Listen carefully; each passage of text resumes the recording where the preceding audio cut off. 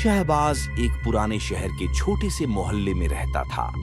उसके घर के पास एक सुनसान भयानक गली थी जिसमें कोई भी रात को जाने की हिम्मत नहीं करता था।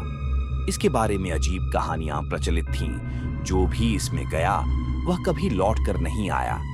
लेकिन शहबाज ऐसी बातों पर यकीन नहीं करता था।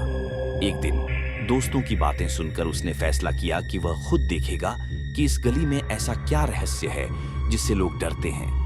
बिना किसी को बताए वह अंधेरे में निकल पड़ा। रात की ठंडी हवा धीरे धीरे बह रही थी। चारों ओर सन्नाटा था, लेकिन एक अजीब सा एहसास उसके दिल को बेचैन कर रहा था। हर कदम के साथ उसकी धड़कन तेज होती जा रही थी।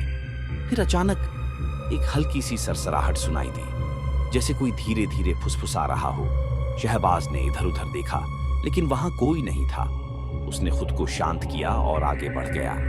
अचानक उसके पैर के नीचे कुछ आ गया। उसने झुककर देखा तो जमीन पर एक पुरानी जेब घड़ी पड़ी थी, जो अब भी चल रही थी।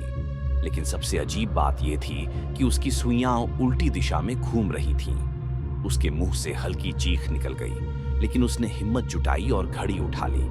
जैसे ही उसने घड़ी को छुआ, पूरी गली एकाएक रोशनी से भर गई, जैसे कोई पुराना समय फिर से जिंदा हो गया हो। शहबाज ने देखा कि आसपास पुराने जमाने के लोग घूम रहे थे, लेकिन उनके चेहरे वे बिना आंखों के थे। डर से उसका पसीना छूट गया। जैसे ही उसने घड़ी को छोड़ने के बारे में सोचा, उसके कंधे पर एक हाथ रखा गया। वह झटके से मुड़ा, लेकिन वहां कोई नहीं था।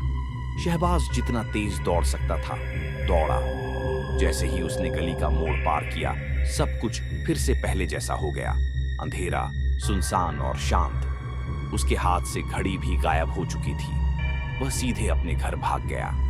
अगले दिन जब उसने एक बुजुर्ग से गली के बारे में पूछा, तो वह बोले, बेटा, उस गली में किसी भी चीज को मत छूना, वरना वह चीज तुम्हारा पीछा कभी नहीं छोड़ेगी। शहबाज के हाथ ठंडे पड़ गए। क्या घड़ी का असर अब भी उस पर था, या यह सिर्फ एक सपना था? लेकिन जब उसने अपनी कलाई देखी, तो वहां एक ताजा निशान था, बिल्कुल उसी जगह जहां घड़ी पहनी जाती है।